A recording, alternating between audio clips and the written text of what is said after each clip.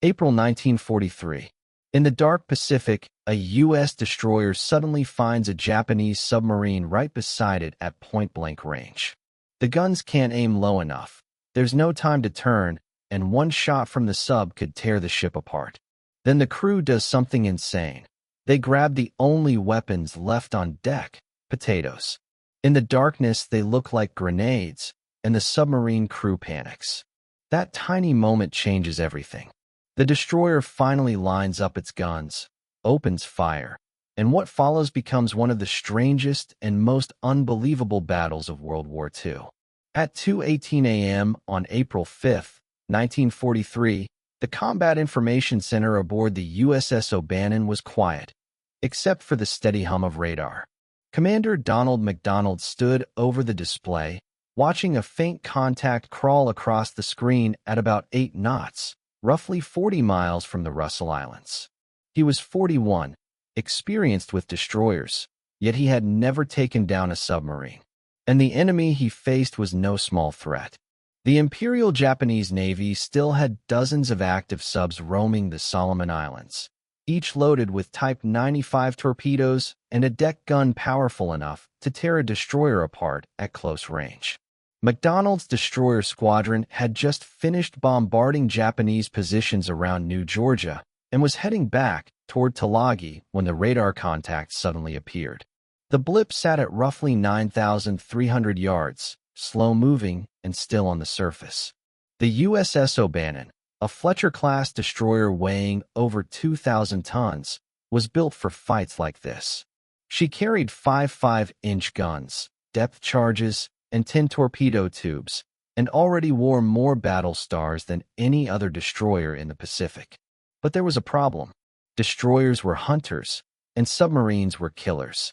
One mistake in a fight like this, and the hunter became the prey. In the months leading up to this night, Japanese submarines had already proven how deadly they were. Between January and March, 4 U.S. destroyers in the Solomons had been sent to the bottom: De Haven, Aaron Ward, Tucker, and Jarvis, taking more than 1,200 American sailors with them. The story was always identical: a destroyer prowling at night, a sub hiding below, torpedoes racing upward, and within minutes, the ship was gone. With that in mind, MacDonald called for flank speed. O'Bannon lunged ahead, the gap shrinking fast. 8,000 yards, 6-4. And still the target stayed on the surface, barely moving. Either no one on that submarine had noticed, or their equipment had failed completely. At 1,000 yards, the lookouts finally got a clear visual. It wasn't a patrol boat. It was a Japanese submarine.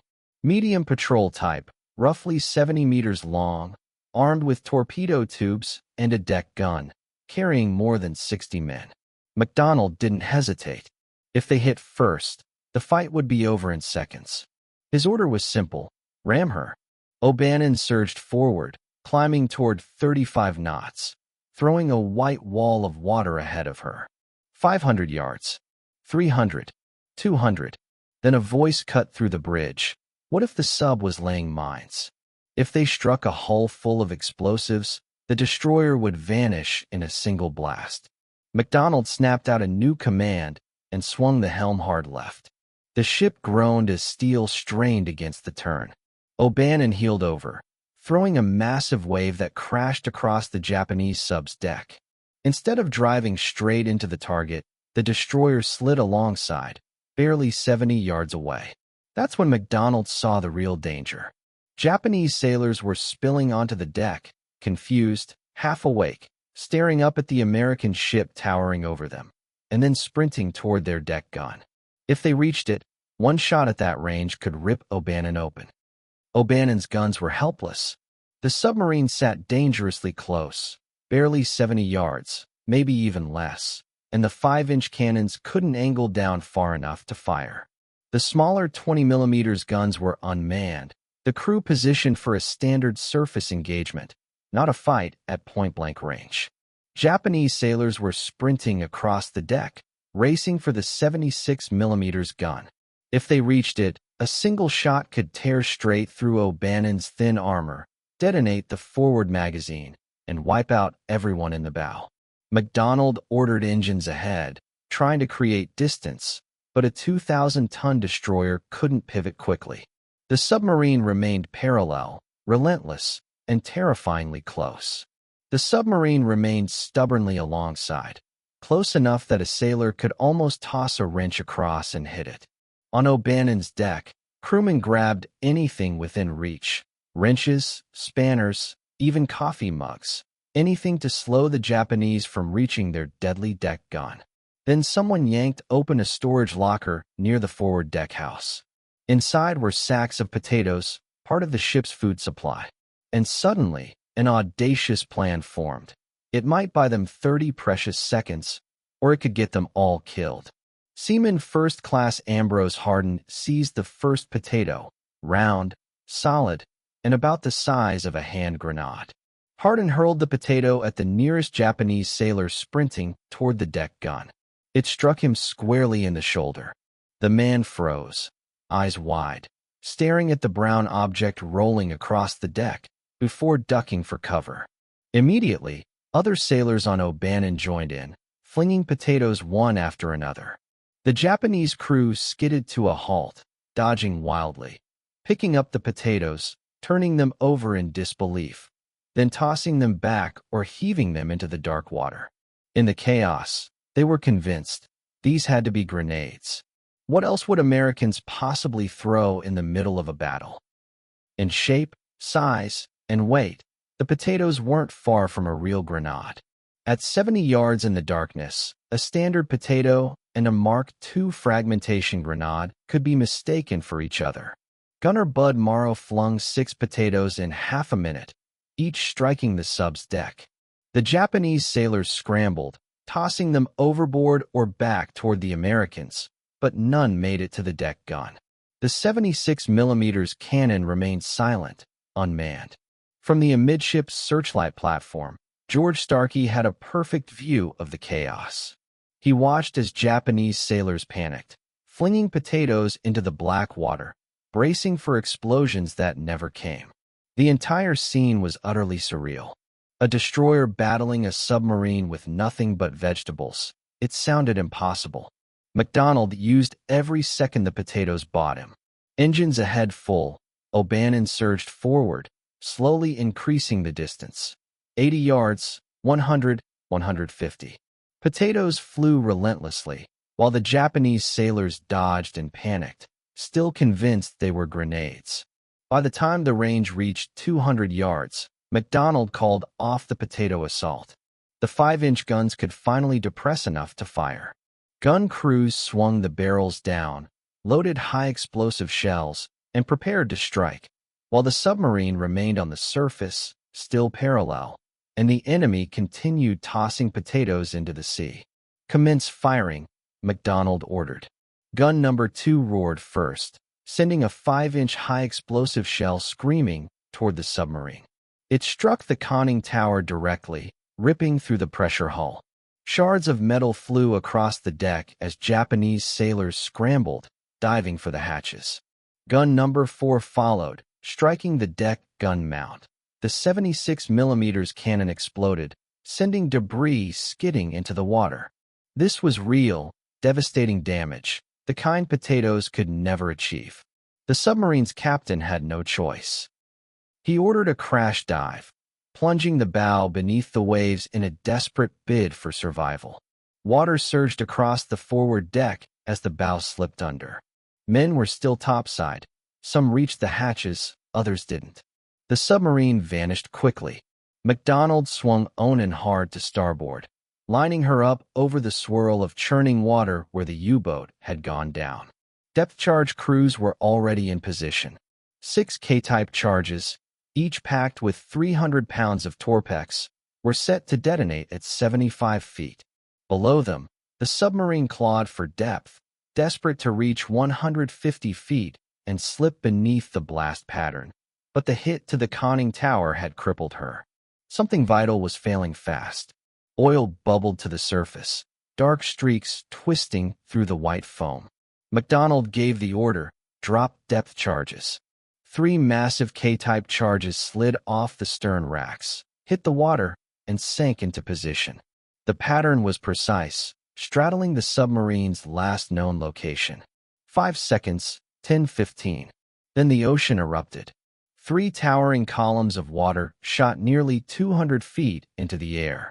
The shockwave slammed into O'Bannon's hull, rattling every plate and rivet, forcing sailors to grab handrails to keep their footing. When the roar subsided, the sea settled into a deadly calm, oil spreading across the surface, and debris, wood, fabric, personal belongings, bobbing in its wake. There were no survivors, no submarine resurfacing, only oil and scattered wreckage marking the battle's end. MacDonald studied the debris, questioning whether they had truly sunk the vessel or if it had somehow limped away, damaged. In 3 days, another American destroyer would provide the answer. At 6 a.m. on April 5th, dawn broke over the Solomon Islands. O'Bannon's crew stood down from battle stations. The radar screen was empty. No contacts, no surface threats, just the open ocean and the dark slick left behind. Ernest Harrer gazed at the potato locker, now half empty. Roughly 60 potatoes remained. The rest had either landed in the sea or rolled across the deck of a Japanese submarine. He had thrown for himself. He never imagined he'd be fighting a war with vegetables. By 8 a.m., Commander MacDonald filed his action report. Contact made at 2:18 a.m. Guns fired at 2:30. Depth charges dropped at 2:35. The report claimed 1 submarine damaged or possibly sunk, oil and debris observed, but no confirmed kill. And there was no mention of potatoes. How could there be? Who would believe it? A Fletcher-class destroyer, armed with 5-inch guns and depth charges, had just used the ship's food supply as a weapon. It sounded absurd, even to MacDonald, yet the crew knew the truth. By breakfast, word had already spread through the ship.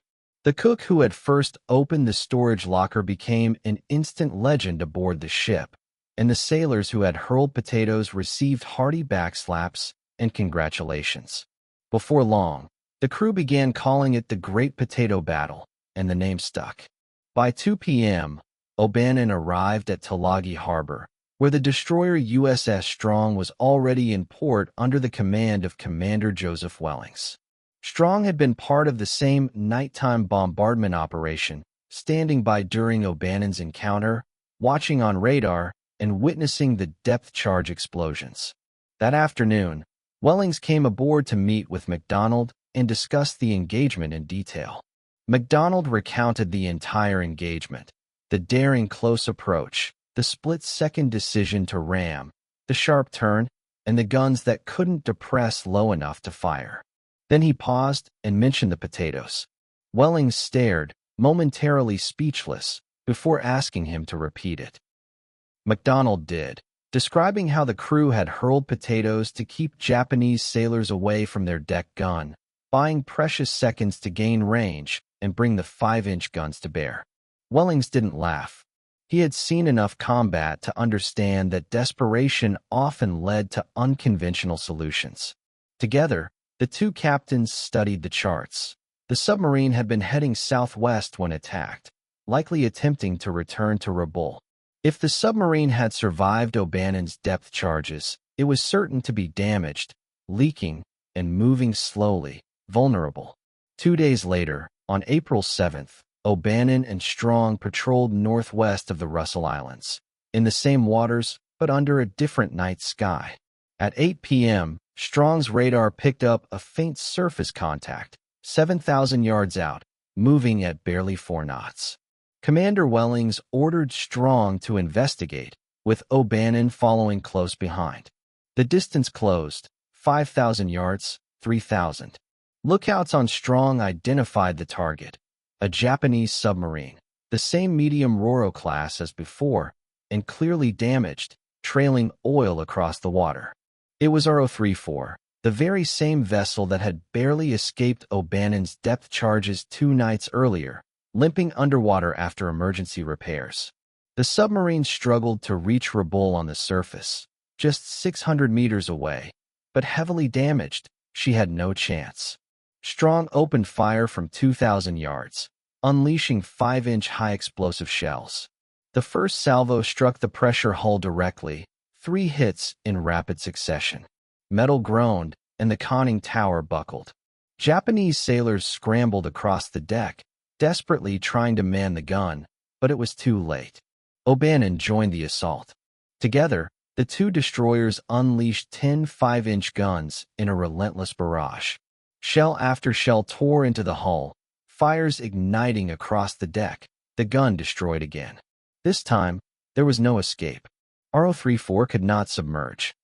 The damage was catastrophic. The submarine's pressure hull had been breached in 6 separate places, water pouring in, leaving her unable to stay afloat. On the surface, she began to sink. At 8:07 p.m., RO-34's bow disappeared beneath the waves, the stern lifting briefly with spinning propellers before sliding entirely under. 66 men were aboard. None survived. No rescue, just rising bubbles and oil slicking the water. MacDonald watched from O'Bannon's bridge, reflecting on the same submarine and crew he had faced with nothing but potatoes 48 hours earlier. Now they were gone. And somewhere back in the United States, the story was about to become one of the strangest tales of the Pacific War.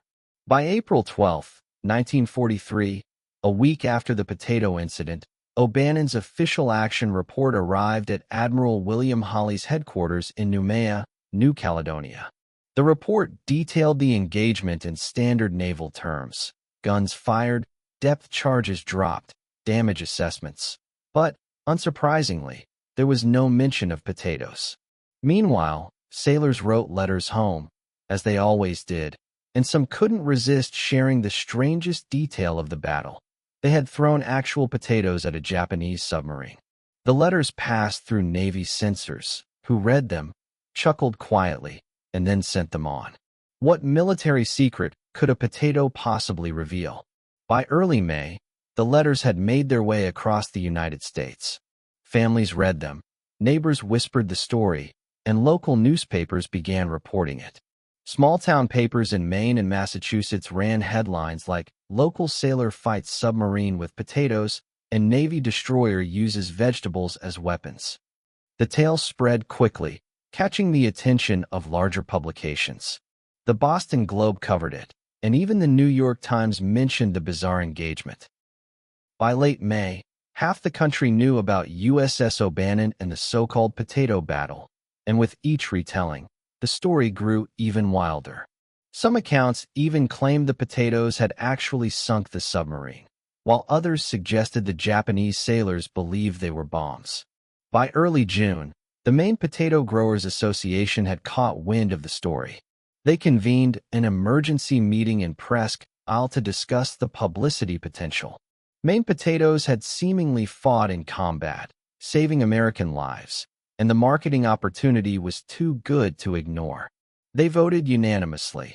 A commemorative plaque would be created and sent to USS O'Bannon to honor the crew, promote Maine agriculture, and celebrate the war-winning potato. On June 14, 1943, the solid brass plaque, 12 by 18 inches, arrived at Noumea.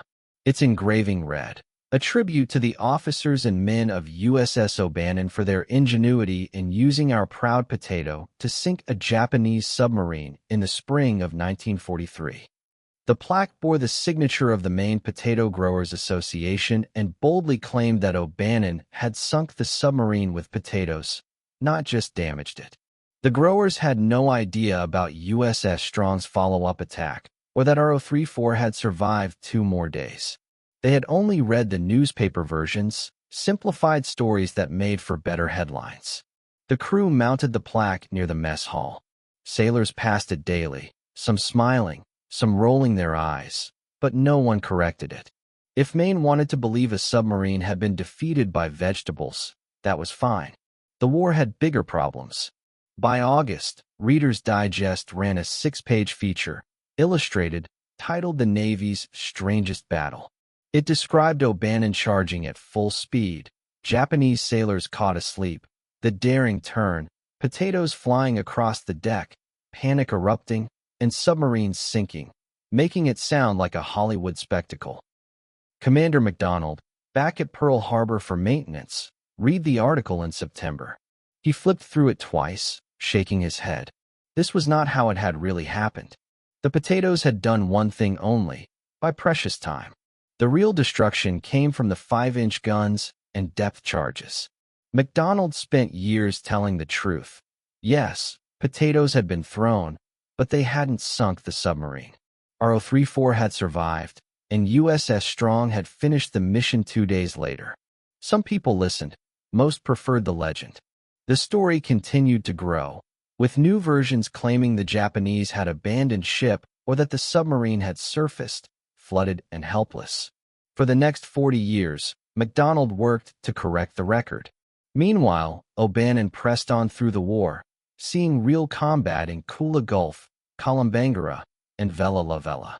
O'Bannon earned more battle stars and sank more Japanese ships, real victories with real weapons. Yet none of those engagements received commemorative plaques from agricultural associations, nor did they make it into Reader's Digest. By 1944, the legend of the potato battle had spread throughout the Pacific Fleet. Most sailors didn't believe it. Some did. Back in the United States, potato sales likely soared.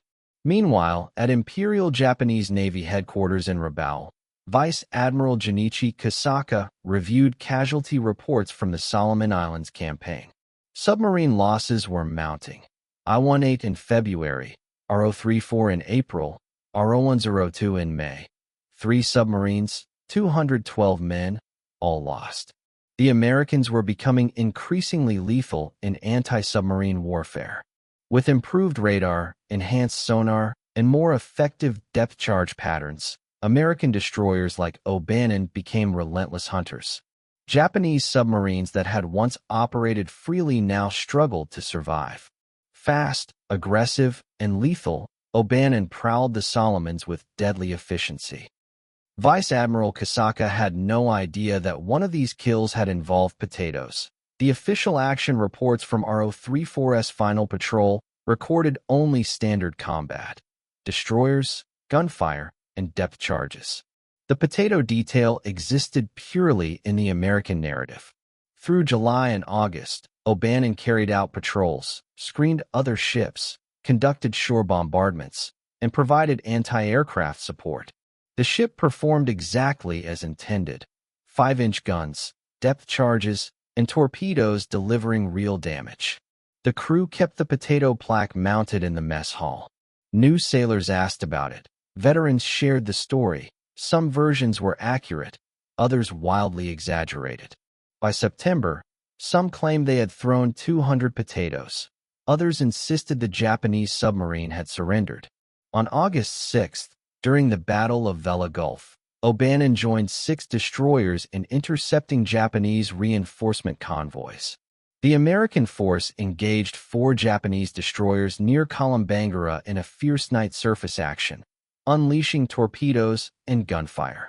3 Japanese destroyers were sunk, with O'Bannon launching 10 torpedoes and scoring 2 direct hits.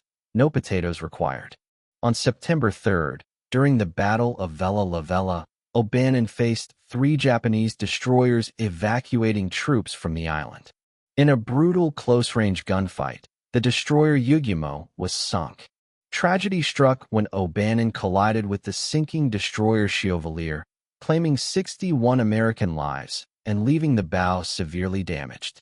Commander MacDonald stood on the bridge, watching as damage control teams battled rising waters in the forward compartments, pumps barely keeping pace.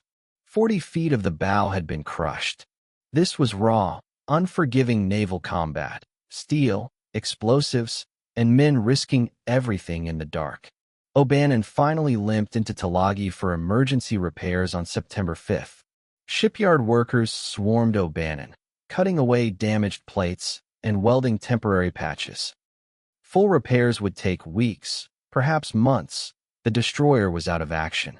Meanwhile, Commander MacDonald wrote letters to the families of the 61 sailors lost in the Chevalier collision. Each took 30 minutes.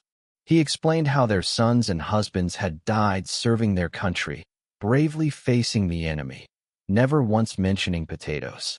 These families deserved more than vegetable stories. In October 1943, O'Bannon departed Tulagi for Pearl Harbor, heading for major repairs including a new bow section and fresh plating. The 12-day voyage ended on October 31st, and the ship immediately entered dry dock. At Pearl Harbor, the shipyard workers had already heard the legendary potato story. Everyone had.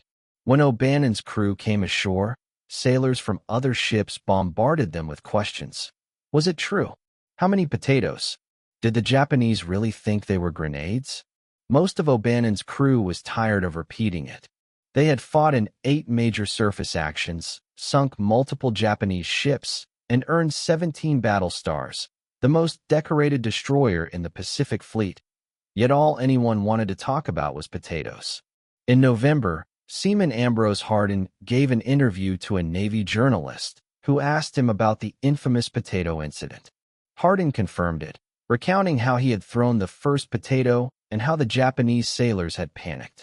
The interview was published in Navy newspapers throughout the Pacific, officially spreading the legend. Commander MacDonald read it and shook his head. The story was never going to die. He would be explaining it for the rest of his life. By January 1944, O'Bannon had completed repairs at Pearl Harbor, sporting a new bow, fresh plating, and a fresh coat of paint. On January 15th, the destroyer set sail for the Marshall Islands to take part in Operation Flintlock, the invasion of Kwajalein Atoll. On February 1st, O'Bannon provided relentless fire support for Marine landings, her 5-inch guns pounding Japanese beach positions for 6 hours. 2,000 shells tore through enemy bunkers, enabling infantry to push inland. No potatoes involved, only high-explosive shells and precise naval gunnery. The campaign in the Marshall Islands pressed on through February, showcasing the ship at her designed combat strength. O'Bannon spent the following months performing the essential but often unheralded duties of a destroyer, screening aircraft carriers, shooting down enemy planes, and escorting vital supply convoys. These were the missions that won wars, yet rarely made headlines back home. On March 19th, O'Bannon joined Task Force 58 for strikes against Palau. The fast carrier task force launched 400 aircraft targeting Japanese airfields and shipping, while O'Bannon's role was air defense, protecting the carriers and engaging incoming bombers. At 1,420 hours, 12 Japanese Betty bombers, twin-engine torpedo carriers, approached the fleet. O'Bannon's 5-inch guns, guided by radar, opened fire at 8,000 yards. The first bomber exploded at 6,000 yards, the second at 4,000, and the third made it to 2,000 yards before being shredded by O'Bannon's 40mm guns. 3 bombers destroyed, 0 hits on American carriers, a textbook example of a destroyer doing its job. The entire engagement lasted just 4 minutes. Back home, no one would know. No plaques, no articles, no legends. On June 19, 1944, during the Battle of the Philippine Sea, the largest carrier battle of the Pacific War, O'Bannon screened the carrier Hornet. 9 American carriers faced 5 Japanese carriers, 470 American aircraft against 373 Japanese. Waves of Japanese planes came in relentless attacks, and O'Bannon's guns were ready. The first wave struck at 1,000 hours. 27 Japanese bombers approached, and O'Bannon shot down 4. The second wave came at 1,300 hours with 31 bombers. O'Bannon claimed 3 more. The third wave arrived at 1,600 hours, 19 bombers, 2 more destroyed. By sunset, O'Bannon had fired 3,800 rounds of 5-inch ammunition, 1,200 rounds of 40mm, and 4,000 rounds of 20mm. The deck was littered with spent shell casings, gun barrels glowing red, and crews completely exhausted. In the end, the battle was a decisive American victory. Japanese naval aviation was shattered, 3 carriers sunk, 426 aircraft lost, and Japan's carrier force effectively destroyed. O'Bannon had played her part. 9 confirmed aircraft destroyed through professional gunnery and relentless effort. In October 1944, During the Battle of Leyte Gulf, O'Bannon joined 7th Fleet destroyers at Surigao Strait, witnessing history in the making during the last battleship-to-battleship engagement. Japanese battleships Yamashiro and Fuso attempted to break through to Leyte Gulf, only to face ambush by American battleships West Virginia, Maryland, Mississippi, Tennessee, California, and Pennsylvania. At 2,300 hours, O'Bannon launched torpedoes at a range of 4,000 yards. 2 torpedoes struck Yamashiro, already burning from previous hits, and the mighty battleship capsized at 23:19. The human cost was staggering. Yamashiro's sinking claimed 1,200 Japanese sailors, and Fuso, broken apart under concentrated fire, exploded at 2,345 hours, taking another 1,500 lives. Surigao Strait became a massacre. American battleships and destroyers annihilated an entire Japanese force. O'Bannon contributed with 2 torpedo hits and flawless destroyer tactics, the kind Admiral Nimitz would cite in official after-action reports. By November 1944, O'Bannon had earned 17 battle stars, more than any other destroyer in the Pacific Fleet. From Guadalcanal to Kula Gulf, Vela La Vela, the Philippine Sea, and Leyte Gulf, the ship had seen real combat, fired thousands of rounds, and destroyed dozens of enemy vessels and aircraft. Recognition was coming. In December 1944, at Pearl Harbor, Admiral Chester Nimitz reviewed Pacific Campaign performance records, evaluating battle stars, enemy ships sunk, aircraft destroyed, and casualties taken. O'Bannon stood out. 17 battle stars, the highest of any U.S. Navy destroyer. From the first naval battle of Guadalcanal to damage inflicted on Battleship High, engagements with 3 submarines, the destruction of 23 aircraft, and the sinking of 4 Japanese destroyers. 32 months of continuous combat operations had cemented O'Bannon's legendary service. Admiral Nimitz signed the recommendation, the Presidential Unit Citation, the Navy's highest honor for a ship displaying extraordinary heroism in action against the enemy. O'Bannon met every criterion: performance, courage, results. On January 5, 1945, the award became official. The citation recognized the ship and crew for Guadalcanal, surface actions, air defense, submarine engagements, and professional conduct under fire. There was no mention of potatoes. Commander MacDonald received the news while at sea, screening carriers off Luzon. He read the citation over the ship's intercom to 290 men, a crew that spanned veterans from Guadalcanal to fresh replacements. Every sailor had earned this recognition. The war pressed on. In February, O'Bannon bombarded Yuma, supported marine landings, and delivered naval gunfire for 3 weeks, firing 8,000 rounds and neutralizing Japanese positions, standard destroyer work, but the kind that won islands. From April through June, during the Okinawa campaign, O'Bannon joined the radar picket line, the Pacific's most perilous assignment. Positioned 50 miles from the fleet, these destroyers provided early warning against kamikaze attacks, a frontline shield for thousands of men and ships. Japanese kamikaze attacks came in relentless waves, hundreds of planes diving toward the fleet. O'Bannon's crew stood firm, shooting down 11 kamikazes at Okinawa. Radar-directed fire, proximity-fused shells, and the new Mark 32 fire control system worked flawlessly. Her 5-inch guns could track enemy aircraft at 12,000 yards, engage at 8,000, and destroy at 4,000, a testament to professional anti-aircraft gunnery.